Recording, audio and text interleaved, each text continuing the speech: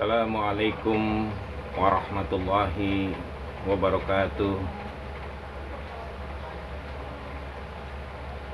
Alhamdulillah ala kulli nikmatillah. Wassalatu wassalamu ala rasulillah wa alihi wa sahbihi wa man walah, amma ba'd. Kaum muslimin rahimakumullah, sahabat-sahabat shaimin dan shaimat yang dimuliakan dan dirahmati oleh Allah Subhanahu wa taala. Kembali kita memuji kehadirat Allah atas segenap nikmatnya. Salam dan salawat senantiasa kita sampaikan atas cahaya dan teladan kita, Rasulullah Sallallahu Alaihi Wasallam, pada para keluarga dan sahabat-sahabatnya serta orang-orang yang mengikuti beliau. Sahabat-sahabat yang dirahmati oleh Allah Subhanahu wa taala, kita juga bersyukur karena kita masih diberikan kesempatan untuk terus melanjutkan tugas dan kewajiban kita di bulan Ramadan. Waktu terus berlalu tanpa kita sadari, kita semakin lebih mendekati fase-fase terakhir daripada ibadah siam di bulan Ramadan. Tentu sangatlah perlu bagi kita untuk selalu mengoreksi, memuhasabah atas kualitas ibadah dan siam yang kita laksanakan di bulan Ramadan. Karena tentu kita tidak ingin apa yang kita korbankan, apa yang kita perjuangkan, apa yang kita lakukan dengan penuh dengan jerih payah, ternyata semuanya nilainya sia-sia. Sebagaimana yang diingatkan oleh Nabi Sallallahu Alaihi Wasallam di dalam hadisnya, kamin shaimin laisa lahu min siyami ilal ju' wal atos. Itu sangat banyaknya orang yang melaksanakan ibadah siam, berpuasa di bulan Ramadan, tapi mereka tidak mendapatkan nilai di sisi Allah Subhanahu wa taala, tapi yang mereka dapatkan cuma derita, rasa lapar dan haus. Nauzubillah, summa nauzubillah min dzalik. Sahabat-sahabat muslim yang dimuliakan oleh Allah Subhanahu wa taala, untuk itu marilah kita belajar dari apa yang dinasihati dari para alim ulama, bil khusus para alim ulama yang betul-betul mengkaji, yang betul-betul meneliti, mendalami tentang hal-hal yang berkaitan dengan puasa atau amal ibadah kita, yang semua itu banyak diteliti dan dikaji oleh para ulama-ulama kita yang dikenal dalam istilah ahli tasawuf. Shaimin dan shaimat yang dimuliakan oleh Allah Subhanahu wa taala, pada kesempatan ini saya ingin menyampaikan sebuah nasihat, sebuah pelajaran yang sangat baik, yang sangat mendalam tentang bagaimana kualitas daripada puasa menurut kalangan para ulama-ulama kita di kalangan ahli tazkiyatun nafs, pembersihan hati, pembersihan daripada jiwa, yaitu yang masyhur, yang terkenal, yaitu yang kita muliakan, guru daripada seluruh para wali-wali Allah, pemimpin dari para ahli tasawuf, yaitu Syekh Abdul Qadir Jailani rahimahullah. Sahabat-sahabat muslim yang dirahmati Allah Subhanahu wa taala, Syekh Abdul Qadir Jailani membagi pelaksanaan saum atau orang yang melaksanakan daripada ibadah puasa itu terbagi 3 jenis, 3 golongan, 3 kelompok atau 3 kualitas atau 3 tingkatan. Yang pertama, beliau menyatakan orang yang berpuasa itu ada yang kelompok kualitasnya adalah puasa syariat, Kemudian yang kedua, beliau menjelaskan orang yang berpuasa itu adalah orang yang di kelompok puasa tarekat. Dan yang ketiga, orang yang berpuasa dalam kualitas yang tertinggi, yaitu puasa hakikat. Dan semuanya dijelaskan di dalam kitab karya beliau yang masyhur, yaitu Sirul Asrar. Syekh Abdul Qadir Jailani menjelaskan puasa syariat adalah puasa yang sebagaimana dilaksanakan sesuai dengan ketentuan-ketentuan Allah dan Rasul-Nya. Dan itu merupakan sebuah ketentuan yang tidak bisa kita rubah.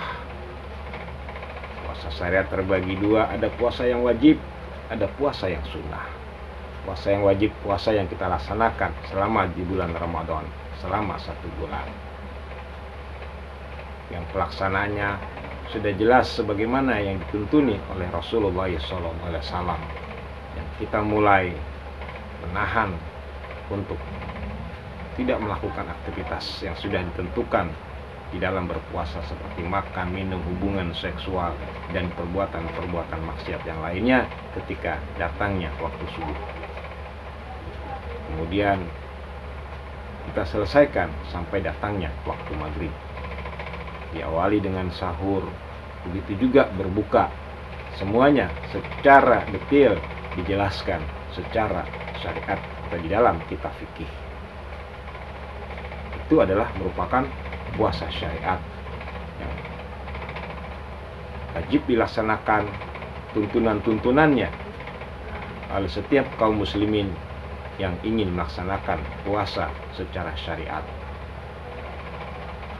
Jadi puasa secara syariat adalah puasa yang untuk dilaksanakan secara umum oleh seluruh kaum muslimin yang sudah memiliki sebuah kewajiban untuk melaksanakan daripada puasa secara syariat. Itu jelas sebagaimana dimaktubkan di dalam surah Al-Baqarah ayat 183. Dan kita semuanya sudah sama-sama mengetahuinya. Sahabat-sahabat seiman dan seimat yang dirahmati oleh Allah Subhanahu wa taala. Untuk puasa secara syariat sudah jelas dan banyak kita sampaikan pada pertemuan-pertemuan sebelumnya. Adapun yang kedua yang perlu untuk kita kaji dan kita teliti adalah puasa secara tarekat. Karena puasa secara syariat menurut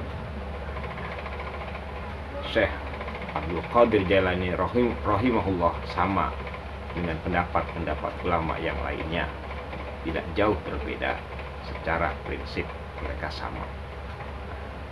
Adapun yang berbeda adalah di mana Syekh Abdul Qadir Jailani menyampaikan bahwa puasa itu tidak hanya sampai di puasa syariat, tapi puasa harus berkembang, harus berlanjut, peningkatan kualitasnya, pendalaman daripada ilmunya, yaitu menuju kepada puasa tarekat.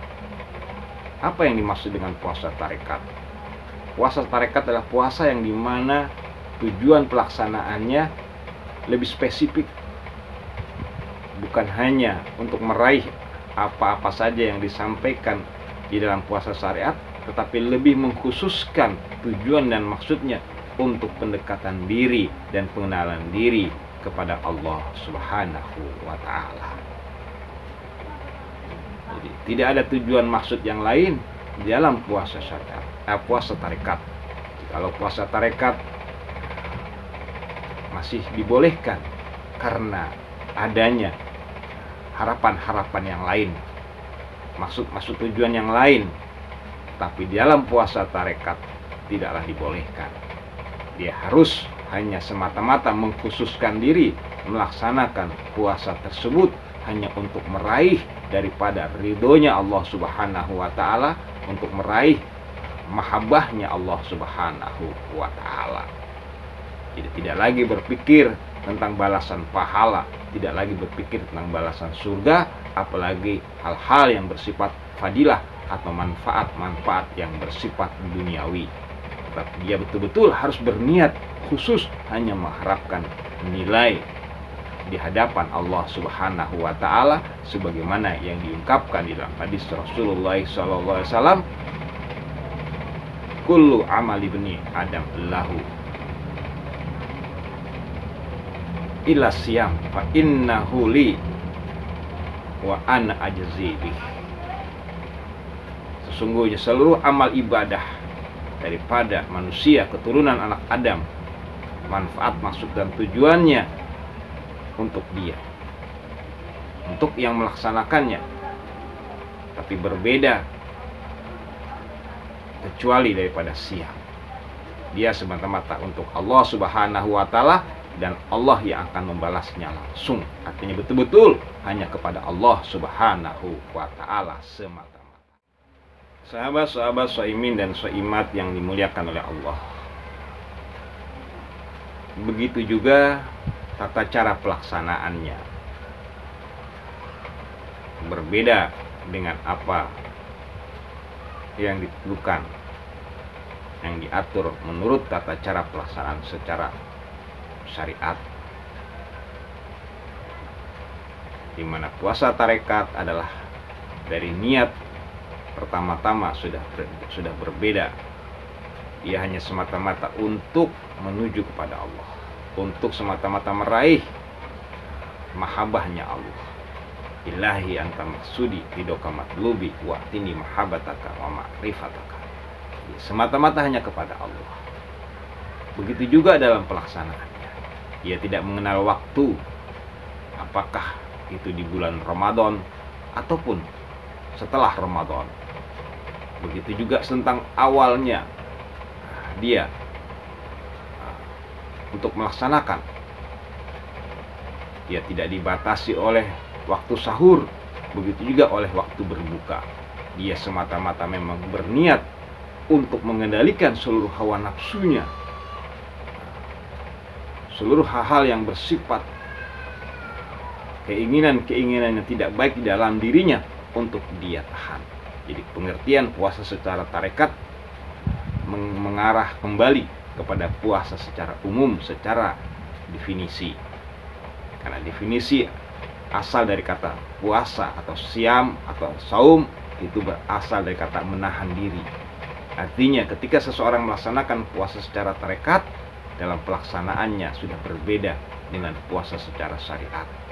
Secara syariat diatur sedemikian rupa, secara rapi, secara tertib, karena memang itulah yang dibutuhkan untuk umumnya daripada umat manusia, khususnya kaum muslimin, agar terciptalah sebuah aktivitas ibadah yang rapih dan tertib, yang terhindar dari berbagai hal yang menimbulkan dampak-dampak buruk yang ada di dalamnya. Karena setiap pelaksanaan aktivitas ibadah pun bisa menimbulkan dampak buruk jikalau tidak dilaksanakan secara tertib dan rapih.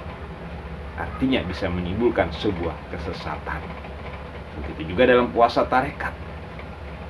Tarekat tidak bisa dilaksanakan sebelum seseorang terlatih di dalam puasa syariat. Kalau seseorang sudah terlatih di dalam puasa syariat, maka seseorang baru dibolehkan untuk melaksanakan puasa secara tarekat. Dan pelaksanaan di puasa secara tarekat pun harus mendapatkan bimbingan dari seorang guru, dari seorang pembimbing spiritual, seorang mursyid di dalam dunia tarekat atau tasawuf. Jadi sahabat-sahabat yang dirahmati oleh Allah Subhanahu wa taala, puasa secara tarekat lebih mengarah pada sesuatu amalan yang bersifat pribadi. Jadi tidak untuk disampaikan secara jama'i atau secara umum. Sehingga pelaksanaan puasa tarekat tentu bersifat lebih rahasia. Tidak untuk disampaikan kepada orang lain. Karena apabila pelaksanaannya disiarkan, maka ini menjadi syariat dan hukumnya menjadi sesuatu yang bertentangan dengan syariat, maka hukumnya menjadi sesuatu yang dilarang oleh Allah Subhanahu wa taala, akan menjadi sesuatu yang diharamkan oleh Allah Subhanahu wa taala. Jadi puasa tarekat adalah merupakan puasa amalan pribadi seseorang yang di dalam arti bukan secara syariat, tapi secara maknawi, secara majasi, yaitu puasa kembali kepada pengertian dasar mengendalikan hawa nafsunya. Jadi puasa tarekat itu maksudnya sebuah upaya dan usaha seseorang untuk selalu membersihkan dirinya dari pengaruh hawa nafsu. Jadi istilahnya diambil dari istilah yang sama, tetapi aplikasinya adalah berbeda. Sahabat-sahabat shaimin dan shaimat yang dimuliakan oleh Allah, penjelasan ini perlu dijelaskan rapih mungkin, sejelas mungkin, agar tidak timbulnya salah pengertian atau gagal paham. Karena banyak seseorang yang mencoba memahami dan mengomentari, tapi dilandasi oleh sebuah penjelasan, pengkajian yang tidak mendalam, akhirnya menimbulkan sebuah salah pengertian atau gagal paham, dan akhirnya menyimpulkan sesuatu yang haram atau yang sesat. Tapi yang dimaksud oleh Syekh Abdul Qadir Jailani adalah sebuah upaya seseorang untuk selalu membersihkan dirinya, sehingga dia menahan segala apa yang menjadi dorongan hawa nafsunya. Nah, kata menahan itu dari dalam istilah bahasa Arab, bahasa yang dimana sumber turunnya al-Islam disebut dengan kata saum. Jadi siapapun orangnya yang bukan beragama Islam sekalipun, jikalau dia orang Arab, ketika dia melakukan suatu aktivitas yang menahan diri, maka dia menyebutnya sedang saum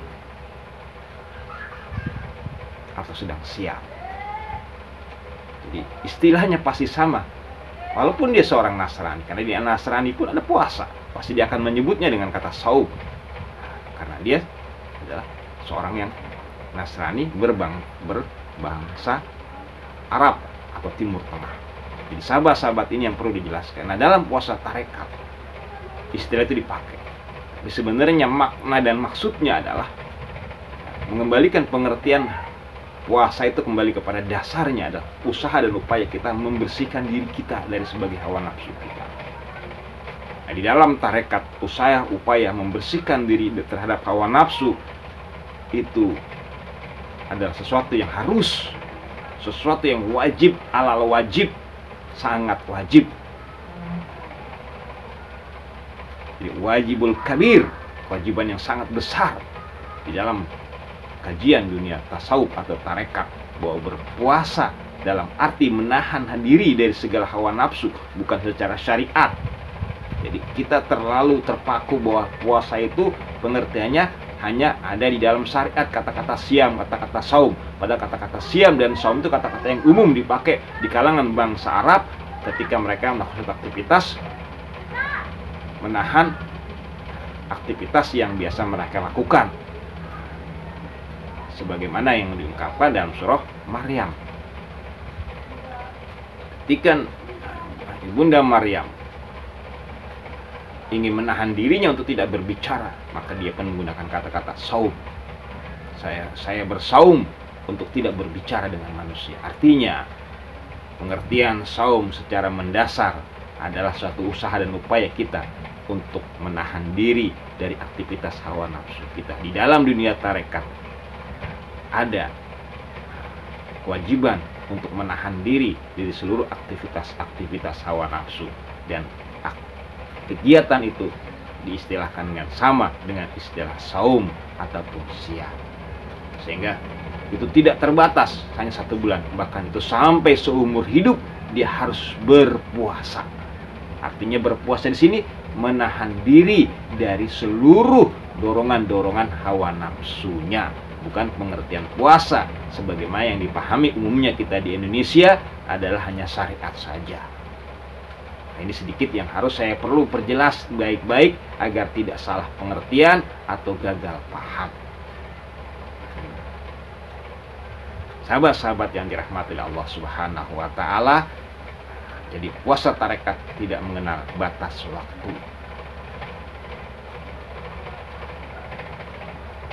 Dan terus dilaksanakan sampai dia menghadap Allah Subhanahu wa taala. Jadi ini perbedaannya di situ. Jadi persamaan istilah tetapi maksudnya adalah berbeda.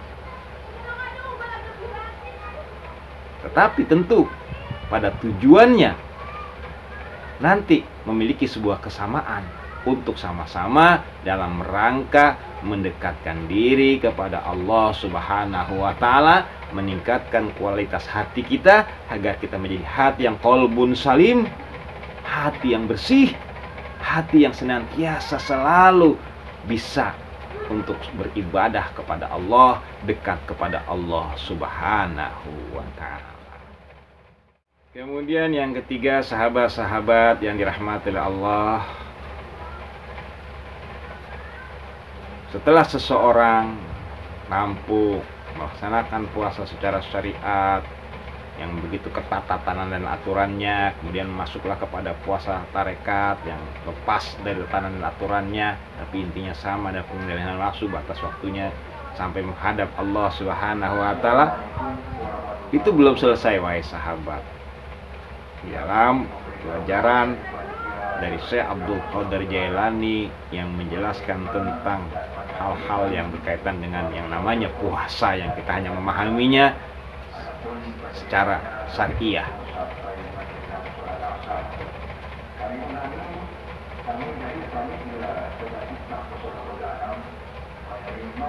Nah, adapun puasa yang ketiga, setelah kita bisa melaksanakan puasa secara tarekat, puasa itu artinya bukan secara tadi syariat ya, yang mungkin di kita tidak disebut puasa, kalau orang di kita disebutnya ya mungkin tirakat ya. Tetapi Syekh Abdul Qadir menyebutnya tetap dengan istilah puasa, ya karena memang beliau orang dari Arab. Dalam istilah Arab ya tirakat ya puasa, gitu masalahnya. Inilah masalahnya, kita kadang-kadang kesulitan memahami atau kita kadang-kadang salah pengertian karena bahasa kita itu terbatas. Gitu. Ini yang saya perlu terjelas terus biar nanti nggak salah paham. Ya, itu karena kita memahami agama itu sangat terbatas, karena kita memang bukan orang Arab, sehingga memahami agama itu sangat terbatas. Itu. Nah, ketika ada orang menggunakan bahasa yang sama, kita bingung, atau salah pengertian seperti itu. Ya, sama seperti seorang Nasrani menggunakan nama Abdullah, kita bingung, loh kok Abdullah namanya? Kok ini Kristen? Ya itulah karena Abdullah itu artinya dia juga sama. Orang Kristennya juga sebagian daripada alirannya mengakui bahwa Tuhannya Allah kalau kita nyebutnya. Enggak, dia menyebutnya hamba Allah. Ya, kalau bahasa Arabnya ya Abdullah. Nah, kadang-kadang kita agak bingungkan adanya hal-hal persamaan nama padahal berbeda. Ini sahabat-sahabat perlu sedikit ya sebelum masuk ke ketiga. Nah, yang ketiga adalah puasa secara hakikat. Nah, ini dia. Jadi Imam Syekh Abdul Qadir Jailani Walil Kutub, para ahli tasawuf, para sufi, karena beliau termasuk seorang sufi yang masyhur, yang besar, yang masya Allah ya, baik secara pendalaman penerapan tasawufnya dan pengkajian ilmu teori tasawufnya, karena dia seorang ulama ya. Karena ulama jarang yang biasanya lulus untuk melaksanakan kajian tasawuf dalam bentuk penerapan. Dia lebih banyak menguasai dalam bentuk teori, sedikit dalam bentuk penerapan yang lulus ya, seperti itu. Nah, baiklah. Nah, adapun puasa hakikat, saya lanjut kepada puasa hakikat. Jadi udah tarekat aja udah berat, kita harus berpuasa secara jadi orang yang menahan diri dari nafsu itu sama dalam dunia tarekat disebutnya orang itu berpuasa. Begitu maksudnya, seperti itu. Dan memang dari dalam bahasa Arabnya ya memang itu disebutnya puasa, saum. Itu. Hanya dibedakan ada saum, ada siam. Nah, kemarin sudah saya sampaikan pengertian saum dan siam. Kalau saum itu umum, kalau siam itu khusus yang mengarah kepada pelaksanaan ibadah yang saumnya secara syariah. Nah, ini pada video sebelumnya sudah saya jelaskan perbedaan kata saum dan kata siam. Ini untuk membedakan maksudnya. Tapi nanti ujungnya mengarah kepada hal yang sama. Nah, puasa hakikat itu lebih spesifik lagi, lebih kepada sesuatu yang lebih esensial lagi. Jadi ibarat tubuh ini ya, tubuh ini semuanya ini ibaratnya syariat begitu. Di dalamnya lagi tentang tubuh, ketemulah otak dan hati serta organ dalam, dipunya tarekat. Nah, di balik yang fisik dan yang organ tubuh dalam ternyata disarikan lagi, ternyata dari beberapa unsur yang kemudian dari beberapa molekul dan ternyata intinya adalah atom. Ini tubuh ini adalah kumpulan atom-atom ini, dan itu sahih menurut ilmiah loh. Nah itu, jadi yang namanya tubuh ini kumpulan atom, bayangkan. Yang setelah diteliti oleh seorang ahli, para ahli ilmu pengetahuan kimia dan fisika. Nah ternyata begitu juga, puasa pun diperas lagi, dari tarekat menjadi puasa hakikat. Apa itu? Puasa yang hanya selalu memfokuskan hatinya, pikiran dan hatinya. Ini hanya semata-mata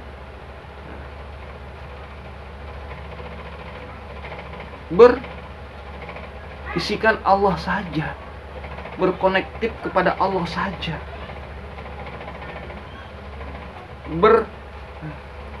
bermahabbah kepada Allah saja, nggak ada lagi yang lain. Hatinya hanya ada Allah saja. Yang lain tuh dia buang. Insya Allah sangat berat itu, karena hati kita dan pikiran kita ya belum sanggup lah kita ya puasa. Tarekat kita juga belum mampu ya. Tapi ini kita perlu kaji biar kita bisa sedikit lebih mengerti. Oh, kita belum apa-apa. Sekarang kita sadar puasa yang kita lakukan saat ini, jangan kita merasa bangga atau merasa itu jauh itu. Jadi hatinya cuma ada Allah saja, nggak ada ya. Masya Allah, Allah saja. Itulah hakikat puasa. Jadi ketika ada hal-hal yang lain, dia langsung itu beristighfar, langsung dia itu berarti sudah membatalkan puasanya. Nah, dia beristighfar kepada. Jadi hati semata-mata hanya fokus kepada hatinya.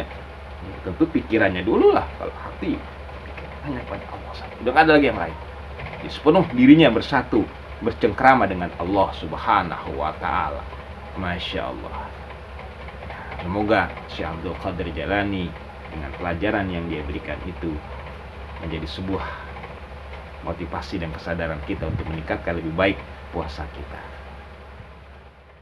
Nah, demikian sahabat muslim, soimin dan soimat yang dimuliakan oleh Allah Subhanahu wa Ta'ala. Alhamdulillah, kita bersyukur memiliki para tokoh-tokoh agama, alim ulama di zaman dahulu, orang-orang yang begitu dalam mengkaji dan menyelami, mengamalkan kajian tentang sesuatu yang misteri ya, karena menyangkut hati, puasa itu kan nanti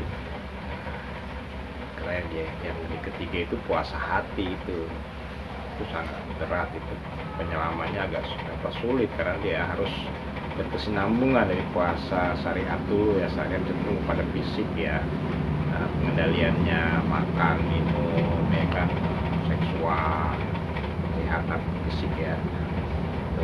Baiklah puasa tarekat, pikiran tuh, pikiran pusat semua kita gerak ya, mulai lebih difokusin lagi sampai ya ke hakikat, ke hati, insya Allah. Dan itu nggak mungkin didapati kalau tidak ada sebuah penerapan ya, pengamalan ya, penyelaman ya. Itulah makanya dari situ yang membuahkan sebuah ilmu pengetahuan. Karena kalau ilmu pengetahuan teori itu kan kira-kira ya, rancangan-rancangan. Kita kesulitan di zaman sekarang ini, zaman akhirnya semakin sulit kita menemukan ulama-ulama yang ahli penerapan ya, ahli penempaan ya, cenderung banyak kepada ahli teori, ahli konsep ya, akademik lah ya, cenderungnya dominannya kepada hafalan ya, baca lah informasi ya, pengetahuan. Ada penerapannya sulit karena itu menyangkut pengolahan nafsu ya, pengolahan diri, berat. Nah, ini berkesinambungan ya, jadi syariatnya dijalankan, tarekatnya jalankan sampai ke hakikat. Jadi nggak harus kalau udah tarekat berarti syariat enggak, dia harus saling nyambung terus sampai ke hakikat. Ini banyak nih ya, di sini nih banyak selip nih, di sini banyak nih, mulai ada banyak kerancuan ya, mulai banyak kisruh ya, keruh nih, ada yang tarekat syariatnya enggak, ini salah ini. Syekh Abdul Qadir Jailani rahimahullah ini sangat menekankan harus bersyariat, begitu nyambung terus sampai ke hakikat. Ini di sini yang menimbulkan ada orang yang mengamalkan, mengatasnamakan tadi atau salah ininya. Inilah timbul sebuah persepsi yang tidak baik, yang keliru ya, yang gagal. salah pengertian, gagal paham sebagainya. Jadi sahabat-sahabat ya di mana saja berada, mudah-mudahan ini bermanfaat dan menambah ya semangat kita, kesadaran kita bahwa apa yang kita lakukan ini memang belum apa-apa proses pendalaman kita dalam puasa. Tapi mudah-mudahan walaupun ya segini aja udah berat kita ya, mudah-mudahan Allah tetap menerima ya, Allah tetap menjadikan nilai ibadah kita semuanya ya. Tapi kita belajar terus ya, sekurang-kurangnya ya bisalah ke puasa tarekat ya, kita boleh mengembangkan nanti habis Ramadan kita mulai mencoba mengaplikasikan puasa tarekat itu, puasa berdasarkan hawa nafsu ya gitu. Baiklah itu aja, mudah-mudahan bisa dipahami, nggak timbul salah pengertian ya, gagal paham sebagainya. Saya lagi begitu banyak kekurangan, yang kelemahan yang ada dari pribadi saya dan penyampaian, mohon dibukakan gitu, maaf ya. Untuk afwan ya buat semuanya, mudah-mudahan ya kita bisa lebih kembang ya, saling silaturahmi ini saling menguatkan ya. Mudah-mudahan Allah juga menerima amal ibadah kita ya masing-masing ya, mudah-mudahan kita ditingkatkan oleh Allah, dimaafkan kesalahan kita ya. Demikian aja dari saya. Mudah-mudahan